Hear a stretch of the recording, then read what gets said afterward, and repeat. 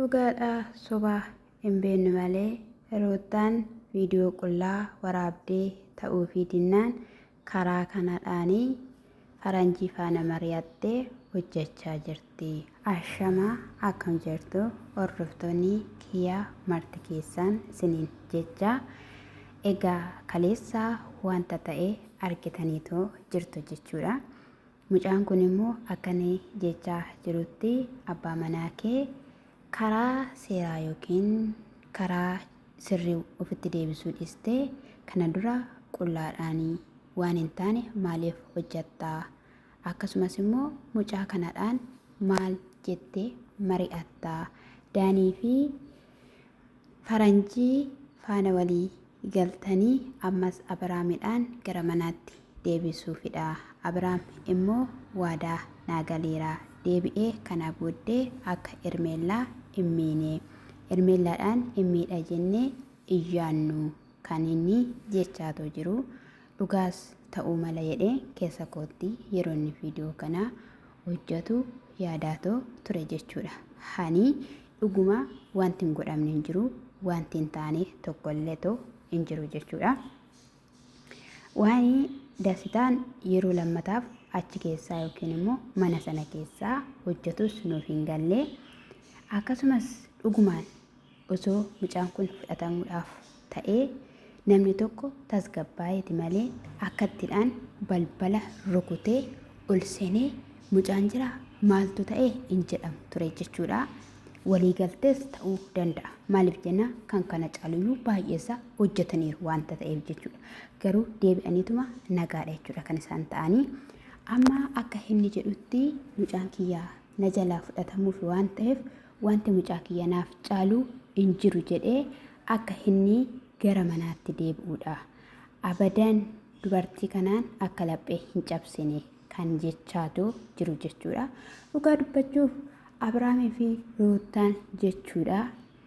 Osuma lafti kun illee tarsa'e jedhaniiru ta'ee ani dhuguma nagaan bu'ee haadha manaaf abbaa manaa ta'anii jaalala dhugaa ta'e walitti agarsiisanii kana booddee hin jiraatuun habduu natti fakkaata. Isuma dhugaan siniin jedhee jechuudha.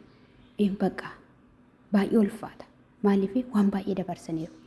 Ati manaan tokko abbaa manaa ishee qabachuuf hanga kana miti ture. Akkattis miti. Abbaa manaanis haadha manaasaa haadha mucaasaa qabachuun hankanatti miti. Namni wal kabajuudhaan iddoo waliif laachuudhaan isaan bira garuu kun hin jiru. Maaliif afaan taanii walitti dubbachuu jechoota taanii waliif eruudha jechuudha. Inni egaa akka jechaa jirutti faranjii hiriyoota isaa namoota ittiin mari'ate ni qaba. Kana hin hojjannaa. Haala kanadhaanii Abiraamidhaan ofitti deebisuu dandeessaa. Eenyuuf dhiistaa? Gara maatii kee deemi kan jedhuun akkasumas mana dhiisii bahii kan jedhuun inni namoota ittiin mari'ate qaba. Namoota sana immoo haasofsiisee jira hani. Isa kanaafiyyuu wanti akkana hin raawwatamu. Hojiin kunis immoo siif hin milkaa'u. Maaliif tasgabbooftee simmi jettee calli jettee hin teessu ati? Maal si galche? Maaltu si dhibee? Kana siif achi kaattu yoo ta'u baatee ta'e ani magaalaa Finfinneetti deebi'ee likkii keensi agarsiisa. Namni yeroo duraadhaa fi asii dheekkamsiisu ana ta'ee ni mul'ataadha. Ermeellaattis immoo jalqaba bilbilee ittan hima. Hojii isin hojjechaa jirtanii wanta isin gochaa jirtan akka ishiin of eeggattuudhaa fi deebistanii hin boorchiftanii osumayyuu waan barbaadayyuu ta'edha ta'ee. Abiraamiinis immoo akkattidhaan miti. Inni gowwaadhaa gara laafessa jettaniiti. Namni gara laafu immoo eeyyee gowwaadhaa.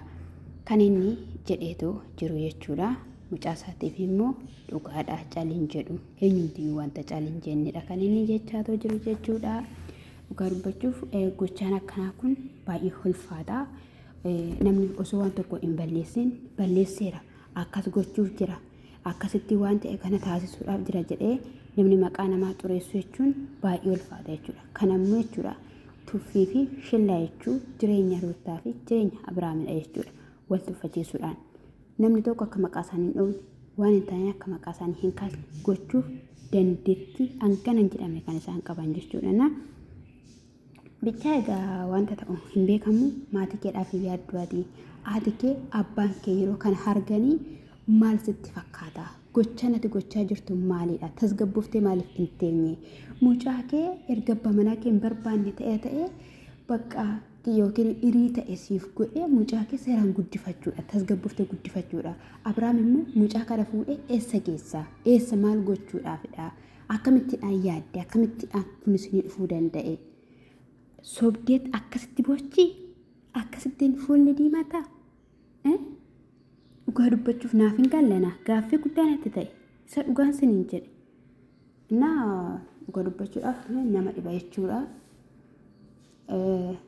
Ermeellaa wadhiisellee Abirahaamii dubartii bira hin dhiisu. Ruutaa faana hin jiraatu. Wanta nama fuulduratti sin himne miidiyaa gidduutti sin dubbanne icciitii jabduu ta'e wayiitu isaan gidduu jira.